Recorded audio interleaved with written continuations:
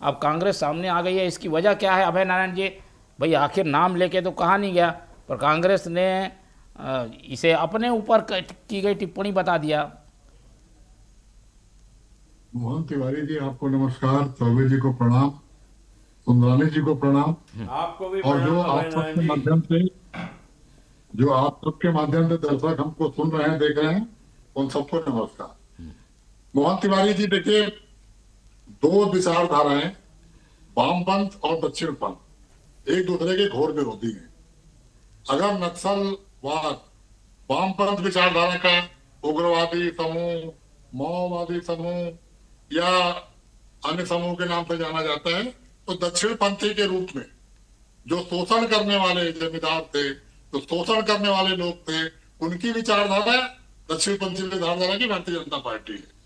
उस बीच में समाजवादी हुए, उस बीच में कांग्रेस के लोग आजादी के पहले भी थे, आजादी के बाद भी थे, और समाजवाद के रास्ते कांग्रेस अपनी बातों को कहती रही और शासन करती रही। 1967 में नक्सलवाड़ी ग्राम में चारू मजूमदार और कानू संजाल के नेतृत्व में एक किसानों का सशस्त्र विद्रोह हुआ, जो जमींदारों के खिलाफ था, जो उस वक्त शोषण करते थे किसानों का, गरीब मजदूरों का, उनके खिलाफ था। नक्सलवाड़ी का नाम नक्सलवादी हो गया। वो नक्सलवाद नक्सलवाद नक्सलवाद चलता रहा। बाद में वामपंथ का उग्रवाद और माओवादी, जितने लोग वामपंथ के लोकतंत्र विचारधारा से अलग थे, जिन्होंने ये मान लिया कि देश में सत्ता परिवर्तन या क्रांति, सशस्त्र क्रांति हो सकती है, उससे ही गरीबों का हक मिल सकता है, उससे ही मजदूरों का हक मिलता है, वो इसमें चले गए। कांग्रेस तो जीवन भर नक्सलियों के साथ लड़ाई लड़ी, कांग्रेस तो जीवन भर माओवाद उग्रवाद से लड़ाई लड़ी, अभय नारायण जी कांग्रेस ने वामपंथियों वैचारिक से लड़ाई समझौता लड़ी, किसका जमीन की है? लड़ाई लड़ी, और सरकार में वामपंथियों रहते से हुए लड़ाई गठबंधन लड़ी। किसका है? लेकिन अब दक्षिणपंथी लोग ये कल्पना करने लग गए कि सशस्त्र नक्सली तो समाप्त हो गए।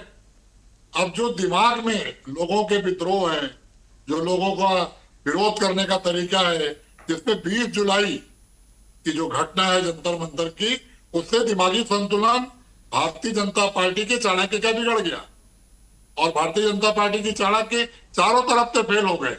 वो जंतर मंतर को रोक नहीं पाए। धर्मेंद्र प्रधान का इस्तीफा हो गया।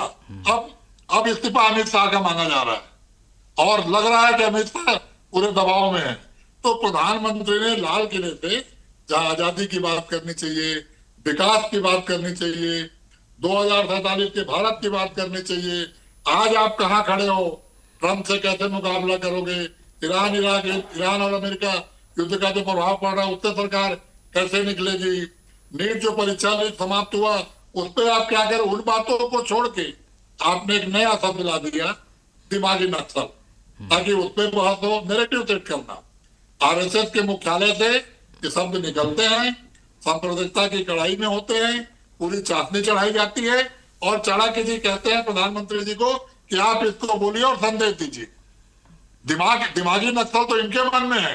इनके जो दिमाग है वो नक्सलवाद से बाहर नहीं आ रहा है, ये विकासवाद की तरफ देख नहीं रहे हैं, विकसित भारत की परिकल्पना नहीं कर रहे हैं। पूर्ण दक्षिणपंथी लोग जो हमेशा पूंजीपतियों के लिए काम करते हैं, हमेशा शोषक वर्ग के साथ काम करते हैं।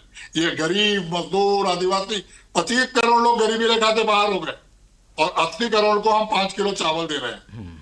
25 करोड़ लोग गरीबी रेखा से बाहर हो गए, और करोड़ों महिलाओं को हम 1000, 2500, 4000, और यूपी में तो 14 हो रहा है, 20,000 और 40,000 की बात चल रही है। तो वो ये मोदी जी ने जो कहा है वो आप लोगों के लिए कहा है कि नहीं कहा है? नक्सलवाद की विचारधारा को बढ़ावा देने वाले लोग हैं।